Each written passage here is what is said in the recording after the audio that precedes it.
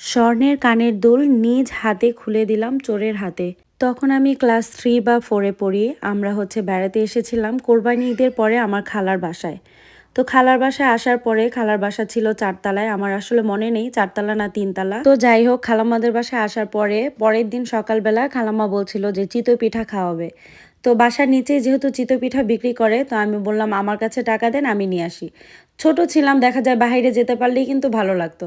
তো আমি টাকা নিয়ে নিচতলায় যাই, রাস্তার পাশেই চিতই পিঠা বিক্রি করে। তো দোকানটায় প্রচুর ভিড় ছিল।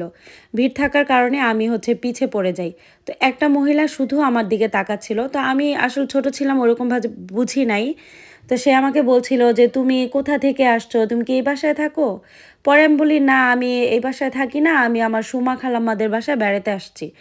তো তখন সে আমাকে বলছে, ও তুমি সুমা আপাদের বাসায় আসছো, আমি তো তোমার আন্টি হই, আমি তোমার লিজা আন্টি। তুমি জানো এই ঈদে তোমার আন্টিদের বাসায় আমি কোরবানি ঈদে রান পাঠাইছি, মানে গরুর রান পাঠাইছে সে নাকি।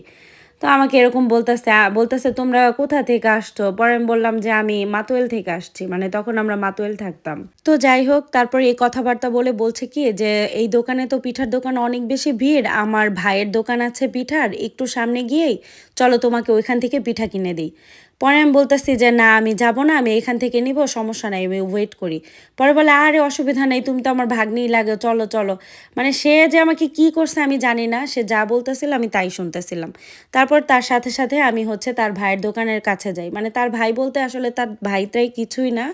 সে আমাকে একটা গলির মধ্যে নিয়ে যায় বলতেছে যে তোমার এখানে অনেক চোর বাটপার আছে, তোমার কানের দুলগুলো খুলে আমার হাতে দাও, আমি একটা কাগজের মধ্যে তোমাকে পেঁচায় দিব, তাহলে তোমার চুরি হওয়ার সম্ভাবনা নেই। তো সে যা বলছে আমি তাই আমার কানের দুল খুলে আমি একটা কাগজের মধ্যে মোড়ায় নিই। তারপর সে বলতেছে আমি আমার ভাইয়ের দোকানে যাব, তুমি এখানে দাঁড়াও, আমার স্যান্ডেলগুলো তো ছিঁড়া, তুমি তোমার স্যান্ডেলগুলো আমাকে দাও, আমার ভাই আবার দেখলে বকাঝকা দিবে। তো আমি আমার নতুন ঈদের স্যান্ডেলগুলোও তাকে দিয়ে দিই। আর খালাম্মা যে পিঠার জন্য টাকা দিয়েছিল সেই টাকাটাও আমি তার কাছে যাই যে সে আমাকে পিঠা এনে দিবে। পরে দেখি সে আর আসে না, আর আমার কাগজের মধ্যেও কোনো কানের দুল নাই, সব নিয়ে গেছে সে।